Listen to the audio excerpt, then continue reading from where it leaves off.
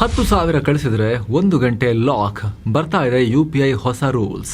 ಇನ್ನು ಮುಂದೆ ನೀವು ಗೂಗಲ್ ಪೇ, ಫೋನ್ ಪೇ ಅಥವಾ ಯಾವುದೇ ಆಪ್ ಬಳಸಿ 10,000 ರೂಪಾಯಿಗಿಂತ ಹೆಚ್ಚು ದುಡ್ಡನ್ನು ಯಾರಿಗಾದ್ರೂ ಕಳಿಸಿದ್ರೆ ಆ ದುಡ್ಡು ತಕ್ಷಣ ಟ್ರಾನ್ಸ್ಫರ್ ಆಗಲ್ಲ. ನೀವು ಸ್ಕ್ಯಾನ್ ಮಾಡಿ ಪಿನ್ ಹೊಡೆದು ಓಕೆ ಮಾಡಿದ್ರು ಸರಿ, ದುಡ್ಡು ಕಟ್ ಆಗುತ್ತೆ. ಆದರೆ 1 ಗಂಟೆ ಕಾಲ ಆ ಟ್ರಾನ್ಸಾಕ್ಷನ್, ಆ ದುಡ್ಡು ಸಿಸ್ಟಮ್ನಲ್ಲಿ ಲಾಕ್ ಆಗಿರುತ್ತೆ. ಡಿಜಿಟಲ್ ಪೇಮೆಂಟ್ ಅಂದ್ರೇನೆ ಮಿಂಚಿನ ವೇಗ. UPIನ ಸಕ್ಸಸ್ ಇರೋದೇ ಕ್ವಿಕ್ ಆಗಿ ಹಿಂಗೆ ದುಡ್ಡು ಹೋಯ್ತು ಅನ್ನೋ ಕಾರಣಕ್ಕೋಸ್ಕರ. ಆದರೆ ಈಗ reserve bank of India RBI ಈ ವೇಗಕ್ಕೆ ಕಡ್ಡಾಯ ಬ್ರೇಕ್ ಹಾಕೋಕೆ ಹೆಜ್ಜೆ ಇಡ್ತಾ ಇದೆ. ಯಾಕೆ? ಕ್ಷಣಾರ್ಧದಲ್ಲಿ ಆಗಬೇಕಾದ ಪೇಮೆಂಟ್ಗೆ 1 ಗಂಟೆ ಕಾಯಿಸೋಕೆ ಯಾಕೆ ರೂಲ್ಸ್ ಅನ್ನ ತರ್ತಾ ಇದೆ RBI? ಈ 1 ಗಂಟೆಯ ಲಾಕಿಂಗ್ ಸಿಸ್ಟಮ್ ಹಿಂದೆ ಸೈಬರ್ ವಂಚಕರ ಬಲಿ ಹಾಕುವ ಐಡಿಯಾ ಇದೆಯಾ? ಇದ್ರೆ ಅದೇನು? ಈ ರೂಲ್ಸ್ ಬಂದ್ರೆ ಇನ್ನೊಂದ್ ಕಡೆ ಎಮರ್ಜೆನ್ಸಿ ಟೈಮ್ನಲ್ಲಿ ಹಾಸ್ಪಿಟಲ್ಗೆ, ದಿನಸಿ ಅಂಗಡಿಗೆ ಹಣ ಕಳಿಸೋಕೆ ಅಲ್ಲೂ ಪ್ರಾಬ್ಲಮ್ ಆಗುತ್ತಾ? ಅಥವಾ ವ್ಯಕ್ತಿಗಳಿಂದ ವ್ಯಕ್ತಿಗಳಿಗೆ ಮಾತ್ರನ ಈ ರೆಸ್ಟ್ರಿಕ್ಷನ್ಸ್? ಬನ್ನಿ, ಪ್ರತಿಯೊಬ್ಬರು ತಿಳಿದಿರಲೇಬೇಕಾಗಿರೋ ಈ UPI ರಿಲೇಟೆಡ್ ಮೇಜರ್ ಅಪ್ಡೇಟ್ ಅನ್ನ ನಿಮಗೆ ಎಕ್ಸ್ಪ್ಲೇನ್ ಮಾಡ್ತಾ ಹೋಗ್ತೀವಿ. ಕಡೆ ತನಕ ಮಿಸ್ ಮಾಡದೆ ನೋಡಿ. ನೀವು ನೋಡ್ತಾ ಇದ್ದೀರಾ ಮಸ್ತ್ ಮಗ ಚಾನಲ್. ನಾನು ಅಮರ್ ಪ್ರಸಾದ್. 10,000 ಹೊಸ ರೂಲ್ಸ್. ಏನಿದು RBI ಪ್ಲಾನ್? ಮೊದಲನೇದಾಗಿ ಒಂದು ಮುಖ್ಯವಾದ ಕ್ಲಾರಿಫಿಕೇಶನ್. ನಾವು ಹೇಳ್ತಿರೋ ರೂಲ್ಸ್ ನಾಳೆಯಿಂದಾನೇ ಜಾರಿಗೆ ಬರ್ತಾ ಇಲ್ಲ, ಇವತ್ತಿನಿಂದಾನೇ ಬರ್ತಾ ಇಲ್ಲ. ಏಪ್ರಿಲ್ 9, 2026 RBI ಒಂದು ಪೇಪರ್ ಅನ್ನ ರಿಲೀಸ್ ಮಾಡಿದೆ. ಅದರಲ್ಲಿ ಈ ರೀತಿ ಮಾಡೋ ಉದ್ದೇಶವನ್ನ RBI ಹೇಳಿದೆ. ಅದು ಡಿಸ್ಕಷನ್ ಪೇಪರ್. ವಂಚನೆ ತಡೆಯೋಕೆ ನಾವು ಈ ರೀತಿಯ ನಿಯಮ ತಂದ್ರೆ ಹೇಗೆ? ಚೆನ್ನಾಗಿದೆಯಲ್ವಾ ಇದು ಅಂತ RBI ಕೇಳಿರೋ ಪ್ರಸ್ತಾವನೆ. ಇದಕ್ಕೆ ಫೀಡ್ಬ್ಯಾಕ್ ಕೊಡೋಕೆ ಮೇ 8, 2026 ಕಾಲಾವಕಾಶವನ್ನ ಕೊಡಲಾಗಿದೆ. ಆದರೆ ಜಾರಿಯಾಗೋ ಸಾಧ್ಯತೆ ದಟ್ಟವಾಗಿದೆ. ಇದರಲ್ಲಿ ಏನಿದೆ ಹಾಗಾದ್ರೆ ಡೀಟೇಲ್ ಆಗಿ ತಿಳ್ಕೊಳ್ಳೋಣ. ನೀವು ಮೊದಲ ಬಾರಿಗೆ ಅಂದ್ರೆ ನಿಮ್ಮ ಕಾಂಟ್ಯಾಕ್ಟ್ ಲಿಸ್ಟ್ ನಲ್ಲಿ ಇಲ್ಲದ ಹೊಸಬರಿಗೆ, ಫಸ್ಟ್ ಟೈಮ್ ಯೂಸರ್ಗೆ 10,000 ರೂಪಾಯಿಗಿಂತ ಹೆಚ್ಚಿನ ಹಣವನ್ನು ಕಳಿಸ್ತಾ ಇದ್ದೀರಿ ಅಂತ ಇಟ್ಕೊಳ್ಳಿ. ಆಗ ನಿಮ್ಮ ಬ್ಯಾಂಕ್ ಆ ಟ್ರಾನ್ಸಾಕ್ಷನ್ ಅನ್ನ ತಕ್ಷಣ ಕ್ಲಿಯರ್ ಮಾಡಲ್ಲ. ಬದಲಿಗೆ ಆ ಪೇಮೆಂಟ್ಗೆ 1 ಗಂಟೆಯ ಕೂಲಿಂಗ್ ಆಫ್ ಪೀರಿಯಡ್ ಅನ್ನ ಕಡ್ಡಾಯವಾಗಿ ಹಾಕ್ತಾರೆ. ಕೇವಲ UPIಗೆ ಮಾತ್ರ ಅಲ್ಲ, IMPS, NEFT, RTGS, credit card, debit card ಮತ್ತು ನೆಟ್ ಬ್ಯಾಂಕಿಂಗ್ ಹೀಗೆ ಬಹುತೇಕ ಎಲ್ಲ ಆಥರೈಸ್ಡ್ ಪುಷ್ ಪೇಮೆಂಟ್ಸ್ಗೂ ಕೂಡ ಅನ್ವಯ ಆಗುವಂತೆ ತರೋಕೆ ಪ್ಲಾನ್ ಮಾಡಿದೆ RBI. ಅಂದ್ರೆ ನೀವು ಯಾವುದೇ ಮೋಡ್ ನಲ್ಲಿ ಹೊಸಬರಿಗೆ 10,000ಕ್ಕಿಂತ ಹೆಚ್ಚು ಹಣ ಹಾಕಿದ್ರು ಕೂಡ ಅಲ್ಲಿ ಈ 1 ಗಂಟೆಯ ಕಂಟ್ರೋಲ್ ಇದ್ದೇ ಇರುತ್ತೆ. ಆದ್ರೆ ಆಲ್ರೆಡಿ ಸೇವ್ ಆಗಿರೋ ಬೆನಿಫಿಷಿಯರಿಗಳಿಗೆ ಹಾಗೂ ಆಲ್ರೆಡಿ ನಿಮ್ಮ ಕಾಂಟ್ಯಾಕ್ಟ್ ಲಿಸ್ಟ್ ನಲ್ಲಿರೋ UPI ಕಾಂಟ್ಯಾಕ್ಟ್ಸ್ಗೆ, ಈ ಹಿಂದಿನಿಂದಲೂ ಮಾಡ್ತಾ ಬಂದಿದ್ದ ಕಾಂಟ್ಯಾಕ್ಟ್ಸ್ಗೆ ಅನ್ವಯ ಆಗೋದಿಲ್ಲ. ಸೈಬರ್ ಕಳ್ಳರಿಗೆ 1 ಗಂಟೆಯ ಕಂಟಕ. ಹಣ ಸೇವ್ ಆಗೋದು ಹೇಗೆ? ಈಗ ನಿಮ್ಮ ಪ್ರಶ್ನೆ, ಈ 1 ಗಂಟೆಯ ಡಿಲೇ ಸಿಸ್ಟಮ್ ನಿಂದ ಅಂತ ಯೂಸ್ ಏನು? ಕಿರಿಕಿರಿ ಅಲ್ವಾ ಅಂತ ಕೆಲವರು ಕೇಳ್ಬೋದು. ಎಕ್ಸಾಂಪಲ್ ಕೊಟ್ಟು ಎಕ್ಸ್ಪ್ಲೇನ್ ಮಾಡ್ತೀವಿ. ಯಾರೊಬ್ಬ ವಂಚಕ ನಕಲಿ ಪೊಲೀಸ್ ಅಧಿಕಾರಿ ಸೋಗಿನಲ್ಲಿ ಕಾಲ್ ಮಾಡ್ತಾನೆ, ನಿಮ್ಮ ಮಗನನ್ನ ಅರೆಸ್ಟ್ ಮಾಡಿದೀವಿ, ಡಿಜಿಟಲ್ ಅರೆಸ್ಟ್ ಇತ್ಯಾದಿ ಇತ್ಯಾದಿ ಹೇಳ್ತಾರೆ. ಅರ್ಜೆಂಟ್ ಆಗಿ 50,000 ರೂಪಾಯಿ ಕೊಡಿ ಅಂತ ಬೆದರಿಕೆ ಹಾಕ್ತಾನೆ. ನೀವು ಗಾಬರಿಯಿಂದ ಅಯ್ಯಯ್ಯೋ ಮಗ ಅಂಥೇಳಿ ಟ್ರಾನ್ಸ್ಫರ್ ಮಾಡಿಬಿಡ್ತೀರಾ. ಇಲ್ಲಿಂದ ಅಸಲಿ ಆಟ ಶುರುವಾಗುತ್ತೆ. ಮುಂಚೆ ಎಲ್ಲ ಆಗಿದ್ರೆ ದುಡ್ಡು ಹೋದ್ರೆ ಹೋಯ್ತು, ವಾಪಸ್ ತಗೊಳಕ್ ಆಗ್ತಿರ್ಲಿಲ್ಲ. ಕಂಪ್ಲೇಂಟ್ ಕೊಟ್ಟರು ಕೂಡ ಆ ಕಡೆ ಇರೋ ಫ್ರಾಡ್ಗಳು ಅಲ್ಲಿಂದ ಬೇರೆ ಅಕೌಂಟಿಗೆ ಅದನ್ನ ಮೂವ್ ಮಾಡಿಬಿಟ್ಟಿರ್ತಾ ಇದ್ರು, ಕಷ್ಟ ಆಗ್ತಿತ್ತು. ಆದ್ರೆ ಈಗ ಹೊಸ ನಿಯಮದ ಪ್ರಕಾರ ಏನಾಗುತ್ತೆ ಅಂತ ಹೇಳಿದ್ರೆ, ಜಾರಿ ಆದಾಗ ನೀವು ಹಣ ಕಳಿಸಿದ ತಕ್ಷಣ ನಿಮ್ಮ ಅಕೌಂಟಿಂದ ಹಣ ಕಟ್ ಆಗುತ್ತೆ. ಇದನ್ನ ಪ್ರೊವಿಷನಲ್ ಡೆಬಿಟ್ ಅಂತ ಕರೀತಾರೆ. ಆದ್ರೆ ಆ ಹಣ ಆ ಕಡೆಯಿಂದ ಯಾರಿಗೆ ಹೋಗಬೇಕು ಇನ್ನೊಂದು ಸೈಡ್ನಲ್ಲಿ ಅವರ ಅಕೌಂಟಿಗೆ ಹೋಗಿ ಕೂಡಲೇ ಜಮೆ ಆಗಲ್ಲ. ಈ ದುಡ್ಡು ಬ್ಯಾಂಕಿಂಗ್ ಸಿಸ್ಟಮ್ನ ನಡುವೆ 1 ಗಂಟೆ ಕಾಲ ಅತಂತ್ರವಾಗಿ ತ್ರಿಶಂಕುವಾಗಿ ನಿಂತ್ಕೊಂಡಿರುತ್ತೆ. ನಮ್ಮ ಎಕ್ಸಾಂಪಲ್ ಕೇಸ್ನಲ್ಲಿ ನೀವು ಹಣ ಕಳಿಸಿದ 15 ನಿಮಿಷದ ನಂತರ ನಿಮ್ಮ ಮಗ ಅರೆಸ್ಟ್ ಆಗಿಲ್ಲ. ಮಗ ನಿಮಗೆ ಕಾಲ್ ಮಾಡಿ, ಅಮ್ಮ ಹೇಗೆ, ಅಪ್ಪ ಹೇಗೆ, ಆರಾಮಿದ್ದಾರಾ ಕೇಳ್ತಾರೆ. ಮಗ ಅರೆಸ್ಟ್ ಆಗಿಲ್ವ ನೀನು? ಇಲ್ಲ, ಯಾರು ಅರೆಸ್ಟ್? ಆರಾಮಾಗಿದ್ದೀನಿ. ಅಥವಾ ಮನೆಗೆ ಬಂದ್ಬಿಡ್ತಾರೆ ಅಂತ ಇಟ್ಕೊಳ್ಳಿ. ದುಡ್ಡು ಹೋಯ್ತಲ್ಲ ಅಂತ ಗಾಬರಿ ಆಗ್ತೀರಿ ನೀವು. ಆಗ ನಿಮ್ಗೆ ಗೊತ್ತಾಗುತ್ತೆ ಇದು ಕಾಲ್ ಮಾಡಿದ್ದು ರಿಯಲ್ ಪೊಲೀಸ್ ಅಲ್ಲ, ಸೈಬರ್ ವಂಚಕರು ಅಂತ. ಮೊದಲೆಲ್ಲಾಗಿದ್ರೆ ಏನಾಗ್ತಿತ್ತು, ಆ ದುಡ್ಡನ್ನು ಹಿಡ್ಕೊಂಡು ವಂಚಕ ಬೇರೆ ಕಡೆ ಮೂವ್ ಮಾಡಿ ಎಸ್ಕೇಪ್ ಆಗಿರ್ತಿದ್ದ. ಆದರೆ ಈಗ ಆ ಹಣ ಇನ್ನು ಬ್ಯಾಂಕಿಂಗ್ ಸಿಸ್ಟಮ್ನಲ್ಲಿ ಅತಂತ್ರವಾಗಿ ಆ ಕಡೆನೂ ಅಲ್ಲ ಈ ಕಡೆನೂ ಅಲ್ಲ ಅಂತ ಮಧ್ಯದಲ್ಲಿ ನಿಂತ್ಕೊಂಡು ವೆಯ್ಟ್ ಮಾಡ್ತಿರುತ್ತೆ ಅಲ್ವಾ? ಈ 1 ಗಂಟೆಯ ವಿಂಡೋ ಒಳಗಡೆ ನಿಮ್ಮ ಬ್ಯಾಂಕ್ ಆ್ಯಪ್ನಲ್ಲಿರೋ ಕ್ಯಾನ್ಸಲ್ ಆಪ್ಷನನ್ನು ಬಳಸಿ ಕ್ಯಾನ್ಸಲ್ ಮಾಡ್ಬೋದು ನೀವು. ಅಲ್ಲಿ ಕ್ಯಾನ್ಸಲ್ ಆಪ್ಷನ್ ಇರುತ್ತೆ ಈಗ UPI ಪೇಮೆಂಟ್ನಲ್ಲಿ. ಇಂಥ ನ್ಯೂ ಟ್ರಾನ್ಸಾಕ್ಷನ್ಗಳಿಗೆ, ಅನ್ನೋನ್ ಟ್ರಾನ್ಸಾಕ್ಷನ್ಗಳಿಗೆ ತಕ್ಷಣ ಆ ಟ್ರಾನ್ಸಾಕ್ಷನ್ ನೀವು ಕ್ಯಾನ್ಸಲ್ ಬಟನ್ ಕೊಟ್ಟು ರಿವರ್ಸ್ ಮಾಡ್ಕೋಬೋದು. ದುಡ್ಡು ವಾಪಸ್ ಬಂದ್ಬಿಡುತ್ತೆ.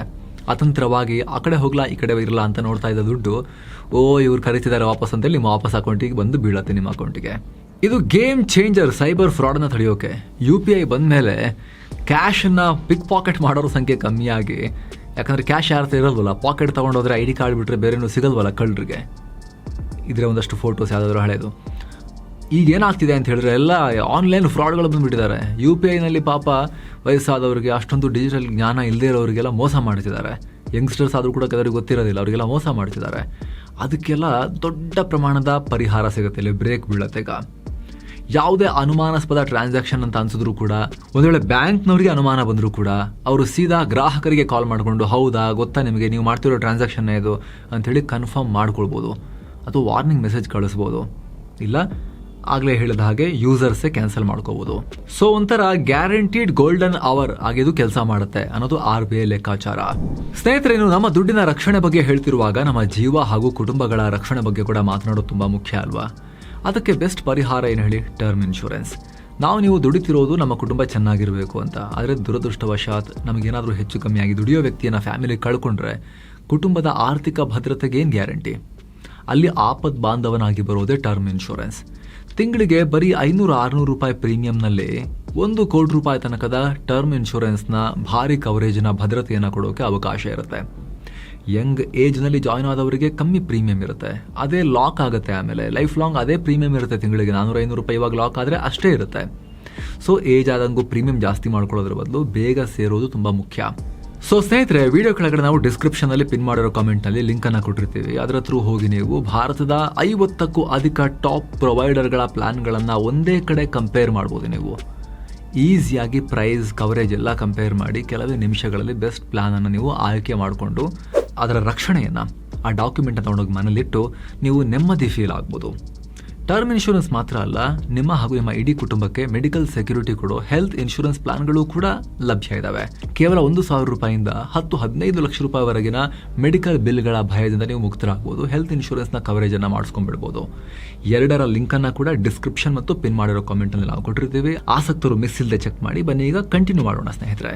22,000 ಕೋಟಿ ಲೂಟಿ. ಸ್ನೇಹಿತರೆ, UPI ನಲ್ಲಿ 1 ಗಂಟೆಯ ಬ್ಲಾಕೇಜ್ ಬರ್ತಾ ಇದೆ ಅಂತ ಕೇಳಿದ ತಕ್ಷಣ ಇಷ್ಟೆಲ್ಲ ರಗಳೆ ಹಾಕಬೇಕು ಅಂತ ಕೇಳಿದ್ರೆ ಇನ್ನೂ ಕೆಲವರಿಗೆ ಅನುಮಾನ ಇದ್ರೆ ಈಗ ಎಕ್ಸ್ಪ್ಲೇನ್ ಮಾಡ್ತೀವಿ ನೋಡಿ. ಸ್ನೇಹಿತರೆ, ನಾವು ಕಳ್ಕೊಳ್ತಿರೋ ಹಣದ ಮೊತ್ತ ಕೇಳಿದ್ರೆ ನಿಮಗೆ ಗಾಬರಿ ಆಗ್ಬೋದು.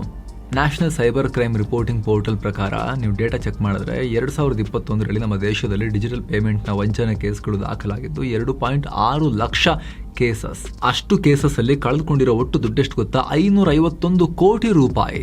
ಕಳ್ಳರು ಕೂತಲ್ಲೇ ಕಾಲ್ ಮಾಡಿ ಮೆಸೇಜ್ ಕಳಿಸ್ಬಿಟ್ಟು ಅಷ್ಟು ದುಡ್ದಿದ್ದಾರೆ ಕಳ್ಳರು. 551 ಕೋಟಿ ರೂಪಾಯಿ ಒಂದು ವರ್ಷದಲ್ಲಿ. ಯಾವಾಗ ಕೇಳಿ ಇಲ್ಲಿ, ಇದು 2021ರಲ್ಲಿ. ಆಮೇಲೆ 4 ವರ್ಷ ಕಳೆದಿದೆ. ಇವಾಗಿನ ಬದಲಾವಣೆ ನೋಡಿಬಿಟ್ರೆ ನಿಮಗೆ ಹೌಹಾರಿ ಬಿಡ್ತೀರ ನೀವು. 2025ರ ಡೇಟಾ ನೋಡಿ. ಈಗ ನೀವು ವಂಚನೆ ಪ್ರಕರಣಗಳು 28 ಲಕ್ಷಕ್ಕೆ ಜಂಪ್ ಆಗಿವೆ. 28 ಲಕ್ಷಕ್ಕೆ ವರ್ಷದಲ್ಲಿ 28 ಲಕ್ಷ ಪ್ರಕರಣಗಳು. 2025ರ ಒಂದೇ ವರ್ಷದಲ್ಲಿ ಎಷ್ಟು ದೋಚಿದ್ದಾರೆ? ಅವಾಗ 500 ಕೋಟಿ 4 ವರ್ಷದಿಂದ. ಇವಾಗ ಎಷ್ಟು? 22,931 ಕೋಟಿ ರೂಪಾಯಿ ಸ್ನೇಹಿತರೆ. ಆಲ್ಮೋಸ್ಟ್ 23,000 ಕೋಟಿ ರೂಪಾಯಿ, ಹತ್ತತ್ರ $2.5 ಬಿಲಿಯನ್. ಇದು ಕಂಪ್ಲೇಂಟ್ ಆಗಿರೋದು, ಕೇಸ್ ಆಗಿರೋ ಪ್ರಕರಣಗಳಿವೆಲ್ಲ. ಎಷ್ಟು ಕೇಸಸ್ ಕಂಪ್ಲೇಂಟ್ ಆಗಲ್ಲ ನಿಮ್ಗೆ ಗೊತ್ತಿದೆ? 500 ರೂಪಾಯಿ, 1,000 ರೂಪಾಯಿ, 5,000 ರೂಪಾಯಿ. ಕೆಲವರೆಲ್ಲ ಬಿಟ್ಬಿಡ್ತಾರೆ, ಯಾರು ಫೈಟ್ ಮಾಡ್ತಾರೆ, ಇದೆಲ್ಲ ಸಿಗೋದಿಲ್ಲ ಅಂತೇಳಿ ಬಿಟ್ಟೇ ಬಿಡ್ತಾರೆ. ಆ ಥರದ್ದೆಲ್ಲ ಸೇರಿಸಿದ್ರೆ ಈ ಅಮೌಂಟ್ ಎಲ್ಲಿಗೆ ಹೋಗ್ಬೋದು ನೀವು ಯೋಚನೆ ಮಾಡಿ. ಇಷ್ಟು ದೊಡ್ಡ ದೇಶದಲ್ಲಿ ಇಷ್ಟೆಲ್ಲ ಮೋಸ ಹೋಗೋಕೆ ಏನು ಕಾರಣ? ಹಾಗಾದ್ರೆ ಮುಂಚೆಲ್ಲ ಪರ್ಸನ್ನ ಅಥವಾ ವಾಲೆಟನ್ನು ಕಿತ್ಕೊಂಡು ಹೋಗಬೇಕಾಗಿತ್ತು. ಈಗ ನಾವು ಒತ್ತಿ ಪಾಸ್ವರ್ಡ್ ಹಾಕಿದ್ರೆ ಮಾತ್ರ ದುಡ್ಡು ಹೋಗೋದು. ಮತ್ತು ಹಂಗಿದ್ರು ಹೆಂಗೆ ಹೋಗುತ್ತೆ? 3 ಪ್ರಮುಖ ವಿಧಾನಗಳನ್ನು ವಂಚಕರು ಬಳಸ್ತಾ ಇದ್ದಾರೆ. ಪ್ರತಿಯೊಬ್ಬರು ಕೂಡ ಗಮನ ಕೊಟ್ಟು ಕೇಳಿಸ್ಕೊಳ್ಳಿ ಸ್ನೇಹಿತರೆ. ದುಡ್ಡು ಹೋಗ್ತಿರೋ ವಿಧಾನಗಳಿದು, ಅನ್ಯಾಯ ಆಗ್ತಿರೋ ವಿಧಾನಗಳಿದು. ಒಂದು ಫೇಕ್ ಕಸ್ಟಮರ್ ಕೇರ್. ಬ್ಯಾಂಕ್ನಿಂದ ಕಾಲ್ ಮಾಡ್ತಾ ಇದ್ದೀವಿ, ನಿಮ್ಮ KYC ಅಪ್ಡೇಟ್ ಆಗಿಲ್ಲ, ಅಕೌಂಟ್ ಬ್ಲಾಕ್ ಆಗುತ್ತೆ ಅಂತ ಬೆದರಿಸ್ತಾರೆ. ಗಾಬರಿಯಾದ ಜನ ಅವ್ರು ಹೇಳಿದ ಹಾಗೆ ಕೇಳಿ OTP ಕೊಟ್ಬಿಡ್ತಾರೆ, ಅಥವಾ ಯಾವುದೋ ಆ್ಯಪ್ ಇನ್ಸ್ಟಾಲ್ ಮಾಡಕ್ಕೆ ಹೇಳಿದ್ದನ್ನು ಮಾಡಿಬಿಡ್ತಾರೆ. ಅಷ್ಟೇ, ಆಟ ಮುಗೀತು. ಎರಡನೇದು ಡೀಪ್ ಫೇಕ್ ಮೋಸ. ಅತ್ಯಂತ ಡೇಂಜರಸ್, ಯಾರಿಗೆ ಬೇಕಾದರೂ ಆಗ್ಬೋದು. ಆರ್ಟಿಫಿಷಿಯಲ್ ಇಂಟೆಲಿಜೆನ್ಸ್ ಬಳಸಿ ನಿಮ್ಮ ತಾಯಿಯ, ಸ್ನೇಹಿತನ ಅಥವಾ ನಿಮ್ಮ ಬಾಸ್ನ ಧ್ವನಿಯನ್ನು ಮತ್ತು ಮುಖವನ್ನು ಕೂಡ ಸೃಷ್ಟಿ ಮಾಡಿಬಿಡ್ತಾರೆ. ನಿಮಗೆ ವಿಡಿಯೋ ಕಾಲ್ ಮಾಡಿ, ಆಕ್ಸಿಡೆಂಟ್ ಆಗಿಬಿಟ್ಟಿದೆ, ಹಾಸ್ಪಿಟಲ್ನಲ್ಲಿದ್ದೀನಿ, ಅರ್ಜೆಂಟಾಗಿ 50,000 ದುಡ್ಡು ಹಾಕಿವಾಗ ಅಂತ ಹೇಳಿಸ್ತಾರೆ. ನಮ್ಮವರು ಕೇಳ್ತಿದಾರಲ್ವಾ ಅಂತ ನೀವು ಯೋಚನೆ ಮಾಡದೆ ದುಡ್ಡನ್ನು ಕಳಿಸ್ಬಿಡ್ತೀರಾ. ಆಮೇಲೆ ಗೊತ್ತಾಗುತ್ತೆ ಮೋಸ ಹೋಗಿರೋದು ಅಂತ. ಮೂರನೇದು ಮ್ಯೂಲ್ ಅಕೌಂಟ್ಸ್. ಒಮ್ಮೆ ನಿಮ್ಮ ಹಣ ಅವರ ಅಕೌಂಟ್ಗೆ ಹೋದ ತಕ್ಷಣ ಅದನ್ನು 100 ಬೇರೆ ಬೇರೆ ಅಕೌಂಟ್ಗಳಿಗೆ ಸ್ಪ್ಲಿಟ್ ಮಾಡಿ ಟ್ರಾನ್ಸ್ಫರ್ ಮಾಡಿಬಿಡ್ತಾರೆ. ಇದರಿಂದ ಆ ಹಣವನ್ನು ಟ್ರ್ಯಾಕ್ ಮಾಡೋದು ಪೊಲೀಸರಿಗೆ ಇಂಪಾಸಿಬಲ್ ಥರ ಆಗಿಬಿಡುತ್ತೆ. ಇದೇ ಕಾರಣಕ್ಕೆ ಒಮ್ಮೆ ನಿಮ್ಮ ಹಣ ವಂಚಕರ ಕೈ ಸೇರ್ತು ಅಂದರೆ ಅದು ವಾಪಸ್ ಸಿಗೋ ಚಾನ್ಸಸ್ 1%ಗಿಂತಲೂ ಕಮ್ಮಿ ಇರುತ್ತೆ. ಈ 3 ಆಟಗಳನ್ನು ಬ್ರೇಕ್ ಮಾಡಬೇಕು ಅಂದರೆ ಆ ಹಣ ರಿಸೀವರ್ ಅಕೌಂಟ್ಗೆ ಹೋಗೋ ಮುನ್ನ ಒಂದಷ್ಟು ಹೊತ್ತು ಅತಂತ್ರವಾಗಿ ಮಧ್ಯದಲ್ಲಿ ನಿಂತುಕೊಂಡಿರಬೇಕು. ಅದಕ್ಕಾಗಿ RBI ಈ 1 ಗಂಟೆಯ ಡಿಲೇ ರೂಲ್ಸ್ ತರಕ್ ಹೊರಟಿದೆ ಅನ್ನೋ ನ್ಯೂ ಕಾಂಟ್ಯಾಕ್ಟ್ಸ್ಗೆ. ಎಮರ್ಜೆನ್ಸಿಗೆ ಏನ್ ಕತೆ? ವ್ಯಾಪಾರಸ್ಥರಿಗೆ ತೊಂದರೆ ಇದೆಯಾ? ಅರೆ, ದಿನಸಿ ಅಂಗಡಿಗೆ ಹೋದಾಗ 10,000 ಬಿಲ್ ಬಂದ್ರೆ ಏನ್ ಮಾಡೋದು ಅವಾಗಾದ್ರೆ? ಟಿವಿ ಫ್ರಿಜ್ ತಗೊಳಕ್ ಹೋದಾಗ ಪೇಮೆಂಟ್ ಡಿಲೇ ಆದ್ರೆ ಅಂಗಡಿಯವನು 1 ಗಂಟೆ ಅಲ್ಲಿ ಕುತ್ಕೊಂಡು ಜ್ಯೂಸ್ ಕುಡಿಯೋದಾ ಟಿವಿ ಅಂಗಡಿಯಲ್ಲಿ? ಮನೆ ಬಾಡಿಗೆ ಕೊಡೋದು ಹೇಗೆ? ಅಥವಾ ರಾತ್ರಿ ಹೊತ್ತು ಹಾಸ್ಪಿಟಲ್ ದಾಖಲಾದಾಗ ಅರ್ಜೆಂಟಾಗಿ ಬಿಲ್ ಪೇ ಮಾಡೋದು ಹೇಗೆ? ಇದರಿಂದ ಇನ್ನೂ ರಿಸ್ಕೇ ಅಲ್ವಾ ಅಂತ ಕೆಲವರು ಕೇಳ್ಬೋದು. ಇದಕ್ಕೂ RBI ಸ್ಪಷ್ಟವಾದ ವಿನಾಯಿತಿಗಳನ್ನು ಪ್ರಪೋಸ್ ಮಾಡಿದೆ, ಎಕ್ಸೆಂಪ್ಷನ್ಗಳನ್ನು. ಮೊದಲನೇದಾಗಿ merchant payments, peer to merchant ಅಥವಾ ಪರ್ಸನ್ ಟು ಮರ್ಚೆಂಟ್. ಅಂದರೆ ಅಂಗಡಿಗೆ ಮಾಲ್ಗೆ ಹೋಗಿ QR ಕೋಡ್ ಸ್ಕ್ಯಾನ್ ಮಾಡಿ ಪೇ ಮಾಡಿದ್ರೆ ಅದು ಮರ್ಚೆಂಟ್ QR ಅಂತ ಕೂಡಲೇ ಗೊತ್ತಾಗುತ್ತೆ ಸಿಸ್ಟಮ್ಗೆ. ಒಂದು ರಿಜಿಸ್ಟರ್ಡ್ ಕಂಪ್ನಿ ಅಥವಾ ರಿಜಿಸ್ಟರ್ಡ್ ಮರ್ಚೆಂಟ್ ಇವರು ಅಂಥೇಳಿ ಅವ್ರದ್ದೆಲ್ಲ KYC ಎಲ್ಲ ಆಗಿರುತ್ತೆ ಬ್ಯಾಂಕ್ನಲ್ಲಿ.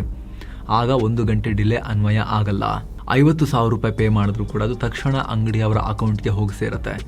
ಇದರಿಂದ ವ್ಯಾಪಾರಸ್ಥರಿಗೆ ಯಾವುದೇ ಸಮಸ್ಯೆ ಆಗಲ್ಲ. ಎರಡನೇದಾಗಿ ರಿಕರಿಂಗ್ ಪೇಮೆಂಟ್ಸ್, ಅಂದರೆ ನೀವು ಪ್ರತಿ ತಿಂಗಳು ಕಟ್ಟೋ EMI, mutual fund, SIP, credit card bills ಅಥವಾ ಫಾಸ್ಟ್ಯಾಗ್ ರೀಚಾರ್ಜ್ಗಳು, ಇವುಗಳಿಗೆ ಮೊದಲೇ ಈ ಮ್ಯಾಂಡೇಟ್ ಅಥವಾ NACH ಮೂಲಕ ಪರ್ಮಿಷನ್ ಕೊಟ್ಟಿರೋದ್ರಿಂದ ಈ ವಹಿವಾಟುಗಳಿಗೂ ಕೂಡ ಯಾವುದೇ ಡಿಲೇ ಇರೋದಿಲ್ಲ, ಯಥಾವತ್ತಾಗಿ ಇನ್ಸ್ಟೆಂಟಾಗಿ ನಡೀತವೆ.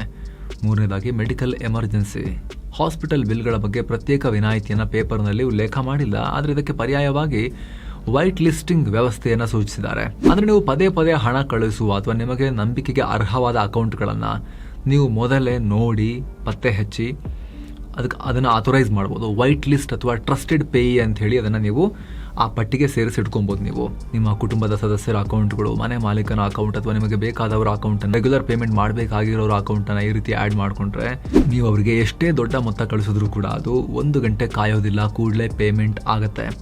ಎಮರ್ಜೆನ್ಸಿ ಟೈಮ್ನಲ್ಲಿ ಅಡಚಣೆ ಆಗಬಾರ್ದು ಅಂತ ಈ ಫೀಚರ್ ಇರುತ್ತೆ. ಆದರೆ ಒಂದು ಕ್ವಶನ್ ಏನು ಅಂದರೆ, ಕಳ್ಳರು ಈ ಮರ್ಚೆಂಟ್ QR ಕೋಡ್ಗಳನ್ನು ಮಾಡಿ ಇಟ್ಕೊಂಡ್ಬಿಟ್ಟಿದ್ರೆ ಏನು ಕತೆ ಅಂಥೇಳಿ. ಅಷ್ಟು ಈಸಿ ಅಲ್ಲ ಅದು. ವ್ಯಕ್ತಿಗಳಿಗೆ ಬ್ಯಾಂಕ್ ಅಕೌಂಟ್ ಸಿಕ್ಕದಷ್ಟು ಈಸಿಯಾಗಿ ಮರ್ಚೆಂಟ್ ಅಕೌಂಟ್ಗಳು, ಬ್ಯಾಂಕ್ ಅಕೌಂಟ್ಗಳು ಅಷ್ಟು ಸುಲಭದಲ್ಲಿ ಸಿಗೋದಿಲ್ಲ. ಸ್ವಲ್ಪ ಇನ್ನಷ್ಟು ಡಿಫಿಕಲ್ಟ್ ರಿಜಿಸ್ಟ್ರೇಷನ್ ಪ್ರಾಸೆಸ್ ಎಲ್ಲ ಅದರಲ್ಲಿ ಇರುತ್ತೆ. ಆದರೂ ಕೂಡ ಕಳ್ಳರು ಬೇರೆ ದಾರಿ ಹುಡುಕಲ್ಲ ಅಂತ ಹೇಳೋಕ್ಕಾಗೋದಿಲ್ಲ. ಹಾಗಾಗಿ ನೋಡಬೇಕು ಇದನ್ನು ಹೆಂಗೆ ಹ್ಯಾಂಡಲ್ ಮಾಡ್ತಾರೆ ಅಂತೇಳಿ. ಭದ್ರತೆ ವರ್ಸಸ್ ವೇಗ, ಬ್ಯಾಂಕಿಂಗ್ ಸವಾಲು. ಸ್ನೇಹಿತರೆ, ಯಾವುದೇ ಹೊಸ ಸಿಸ್ಟಮ್ ಅಂದರೂ ಕೂಡ ಅದಕ್ಕೆ ಮತ್ತೆ ಚಾಲೆಂಜಸ್ ಎದುರಾಗೇ ಆಗ್ತವೆ. ಈ ಪ್ರಸ್ತಾವನೆ ಬಗ್ಗೆ ಬ್ಯಾಂಕಿಂಗ್ ತಜ್ಞರು ಮತ್ತು ಫಿನ್ಟೆಕ್ ಕಂಪನಿಗಳು ವಿಭಿನ್ನವಾಗಿರೋ ಒಪಿನಿಯನ್ ನೀಡ್ತಾ ಇದ್ದಾರೆ. ಬ್ಯಾಂಕಿಂಗ್ ಮೂಲಗಳ ಪ್ರಕಾರ ಈ ಟೆಕ್ನಾಲಜಿ ಅಳವಡಿಸ್ಕೊಳ್ಳೋದು ಅಸಾಧ್ಯ ಅಲ್ಲ, ಆದರೆ ಇದಕ್ಕಾಗಿ ಬ್ಯಾಂಕಿಂಗ್ ಇನ್ಫ್ರಾಸ್ಟ್ರಕ್ಚರ್ನಲ್ಲಿ ಭಾರಿ ಬದಲಾವಣೆ ಆಗಬೇಕಾಗುತ್ತೆ. ಲಕ್ಷಾಂತರ ಟ್ರಾನ್ಸಾಕ್ಷನ್ಗಳನ್ನು 1 ಗಂಟೆ ಕಾಲ ಕ್ಯೂನಲ್ಲಿ ಇಡೋದು, ಕ್ಯಾನ್ಸಲ್ ಮೆಕ್ಯಾನಿಸಮ್ ಡೆವಲಪ್ ಮಾಡೋದು, ಇದೆಲ್ಲದಕ್ಕೂ ದೊಡ್ಡ ಮಟ್ಟದ ಟೆಕ್ನಿಕಲ್ ಅಪ್ಗ್ರೇಡೇಷನ್ ಮತ್ತು ಕೋಟ್ಯಂತರ ರೂಪಾಯಿ ದುಡ್ಡು ಕೂಡ ಖರ್ಚಾಗುತ್ತೆ. ಮತ್ತೊಂದು ಕಡೆ ಡಿಜಿಟಲ್ ಪೇಮೆಂಟ್ನ ಅತಿ ದೊಡ್ಡ ಪ್ಲಸ್ ಪಾಯಿಂಟ್ ಅದರ ವೇಗ, ಸ್ಪೀಡ್. ಕ್ಲಿಕ್ ಮಾಡಿದ ಕೂಡಲೇ ದುಡ್ಡು ಪೇಮೆಂಟ್ ಆಗಿಬಿಡುತ್ತೆ ಅನ್ನೋ ಕಾರಣಕ್ಕೆ ಜನ ಇಷ್ಟಪಡ್ತಾ ಇರೋದು. ಕ್ಯಾಶ್ ಕೊಟ್ಟರೆ ಇಮಿಡಿಯೇಟ್ಲಿ ಹೇಗೆ ಪೇಮೆಂಟ್ ಕಂಪ್ಲೀಟ್ ಆಗುತ್ತೋ ಅಷ್ಟೇ ಈಸಿ ಆಗಿದೆ ಅನ್ನೋ ಕಾರಣಕ್ಕೋಸ್ಕರ, ಸಿಂಪಲ್ ಆಗಿದೆ ಅನ್ನೋ ಕಾರಣಕ್ಕೋಸ್ಕರ, ಫೋನ್ ನಂಬರ್ ಥ್ರೂ ಮಾಡ್ಬೋದು ಅನ್ನೋ ಕಾರಣಕ್ಕೋಸ್ಕರ ಇನ್ಸ್ಟೆಂಟ್ ಆಗಿ. ಆದರೆ 1 ಗಂಟೆ ಕಾಯಬೇಕು ಅಂತ ಹೇಳಿದ್ರೆ ಮತ್ತೆ ಹಳೆಯ ಬ್ಯಾಂಕಿಂಗ್ ವ್ಯವಸ್ಥೆಯಂತೆ ಆಗಲ್ವಾ ಅನ್ನೋ ಒಂದು ಕ್ವಶನ್ ಅನ್ನು ಕೂಡ ಕೆಲವರು ವ್ಯಕ್ತಪಡಿಸ್ತಾ ಇದ್ದಾರೆ. ಹಾಗಾಗಿ ಬರೀ 10,000 ಅಲ್ಲ, ಕನಿಷ್ಠ 25,000 ಮಾಡಿ, ಲಿಮಿಟ್ ಜಾಸ್ತಿ ಮಾಡಿ ಅನ್ನೋದು ಕೂಡ ಕೆಲವರ ವಾದ. ಯಾಕಂದ್ರೆ ಇವತ್ತಿನ ಕಾಲದಲ್ಲಿ 10,000 ರೂಪಾಯಿ ಇಟ್ಟುಬಿಟ್ರೆ ಸಣ್ಣ ಪುಟ್ಟ ಕಾಂಟ್ರಾಕ್ಟರ್ಗಳು, ಅಸಂಘಟಿತ ವಲಯದ ಕಾರ್ಮಿಕರು ದಿನನಿತ್ಯ ಇಷ್ಟು ಹಣವನ್ನು ಟ್ರಾನ್ಸ್ಫರ್ ಮಾಡ್ತಾ ಇರ್ತಾರೆ. ಅವರಿಗೆ ಕ್ಯಾಶ್ ಫ್ಲೋ ಸಮಸ್ಯೆ ಆಗಬಾರ್ದು ಅನ್ನೋದು ಕೂಡ ಕೆಲವರ ಕನ್ಸರ್ನ್. ಇನ್ನು ಕೆಲ ಟೆಕ್ ಎಕ್ಸ್ಪರ್ಟ್ಸ್ ಈ ಬ್ಲ್ಯಾಂಕೆಟ್ ಡಿಲೇ ಎಲ್ರಿಗೂ ಅನ್ವಯ ಆಗೋ ಬದಲು ರಿಸ್ಕ್ ಬೇಸ್ಡ್ ಆಗಿ ಜಾರಿ ತನ್ನಿ ಅಂತಲೂ ಸಲಹೆ ಕೊಟ್ಟಿದ್ದಾರೆ. ಅಂದರೆ ಯೂಸರ್ನ ಲೊಕೇಶನ್, ಅವರ ಮೊಬೈಲ್ನ ಬಯೋಮೆಟ್ರಿಕ್ಸ್ ಮತ್ತು ಅವರ ವಹಿವಾಟಿನ ಪ್ಯಾಟ್ರನ್ಸ್ ಆಧಾರದ ಮೇಲೆ ಕೇವಲ ಅನುಮಾನಾಸ್ಪದ ಟ್ರಾನ್ಸಾಕ್ಷನ್ಗಳಿಗೆ ಮಾತ್ರ ಡಿಲೇ ಆಗೋ ರೀತಿಯಲ್ಲಿ ಒಂದು ಆಲ್ಗೊರಿದಮ್ ತನ್ನಿ ಅನ್ನೋ ಸಲಹೆಯನ್ನು ಕೂಡ ಮುಂದಿಟ್ಟಿದ್ದಾರೆ. ಇದರ ಜೊತೆಗೆ ವಯಸ್ಸಾದವರಿಗೆ ಅಥವಾ ಟೆಕ್ನಾಲಜಿ ಹೆಚ್ಚು ಗೊತ್ತಿಲ್ಲದೆ ಇರೋರಿಗೆ ಸಹಾಯ ಆಗಲಿ ಅಂತ ಟ್ರಸ್ಟೆಡ್ ಪರ್ಸನ್ ಅನ್ನೋ ಲೇಯರ್ ಸೇರಿಸುವ ಬಗ್ಗೆನೂ ಚರ್ಚೆ ಆಗ್ತಾ ಇದೆ. ಅಷ್ಟೇ ಅಲ್ಲ, ಯಾರಿಗೆ 1 ಗಂಟೆಯ ಭದ್ರತೆ ಬೇಡವೋ ಅವರು ಈ ಸೌಲಭ್ಯದಿಂದ ಆಪ್ಟ್ ಔಟ್ ಆಗೋ ಅವಕಾಶವನ್ನ ಕೂಡ ಕೊಡಬೇಕು ಅನ್ನೋ ಡಿಬೇಟ್ ಇದೆ. ಅಂದ್ರೆ ನನಗೆ ಈ ಸೆಕ್ಯೂರಿಟಿ ಬೇಡ, ಕಿರಿಕಿರಿ ನನಗೆ ಮೊದಲಿನ ತರನೇ ಇರಲಿ ಅಂದ್ರೆ ಆ ಅವಕಾಶ ಕೂಡ ಕೊಡಬೇಕು ಅನ್ನೋ ಚರ್ಚೆ. ಜೊತೆಗೆ ಆಗ್ಲೇ ಹೇಳಿದ ಹಾಗೆ ಮೇ 8ನೇ ತಾರೀಕಿನವರೆಗೆ ಇದಕ್ಕೆಲ್ಲ ಫೀಡ್ಬ್ಯಾಕ್ ಕೊಡೋಕೆ ದೇಶದ ಜನರಿಗೆ, ಈ ಸೊಸೈಟಿಗೆ ಅವಕಾಶ ಇದೆ. ಸೊ ಈಗ ನೀವು ಹೇಳಿ ಸ್ನೇಹಿತರೆ, ರಿಸರ್ವ್ ಬ್ಯಾಂಕ್ನ ಈ ಹೊಸ ಐಡಿಯಾ ಏನಿದೆ ಮುಂದಿಟ್ಟಿದ್ದಾರೆ, ಅದಕ್ಕೆ ನಿಮ್ಮ ಒಪಿನಿಯನ್ ಏನು ಅಂತ. ಇದು ಗ್ರೇಟಾ ಅಥವಾ ಕಿರಿಕಿರಿನಾ? ಮಿಸ್ ಇಲ್ಲದೆ ಕಾಮೆಂಟ್ ಮಾಡಿ ತಿಳಿಸಿ. ಹಾಗೆ ಸ್ನೇಹಿತರೆ, ಆಗಲೇ ಹೇಳಿದ ಟರ್ಮ್ ಇನ್ಶೂರೆನ್ಸ್ ಮತ್ತು ಹೆಲ್ತ್ ಇನ್ಶೂರೆನ್ಸ್ ಪ್ಲಾನ್ಗಳಲ್ಲಿ ಆಸಕ್ತಿ ಇರೋರು ವಿಡಿಯೋ ಕೆಳಗಿರೋ ಲಿಂಕ್ಸನ್ನು ಮಿಸ್ ಇಲ್ಲದೆ ಚೆಕ್ ಮಾಡಿ. ಕೆಲವೇ ಕ್ಲಿಕ್ಸಲ್ಲಿ ನೀವು ಪೀಸ್ ಆಫ್ ಮೈಂಡನ್ನು ಬೈ ಮಾಡ್ಬೋದು. ನಿಮ್ಮ ಫ್ಯಾಮಿಲಿಯ ಆರ್ಥಿಕ ಭದ್ರತೆಗೆ ಸಂಬಂಧಪಟ್ಟಂತೆ ಹಾಗೂ ಆರೋಗ್ಯದ ಭದ್ರತೆಗೆ ಸಂಬಂಧಪಟ್ಟಂತೆ. ಆಸಕ್ತರು ಚೆಕ್ ಮಾಡಿ. ಮತ್ತೆ ಭೇಟಿ ಆಗ್ತಿರೋಣ. ನಮಸ್ಕಾರ.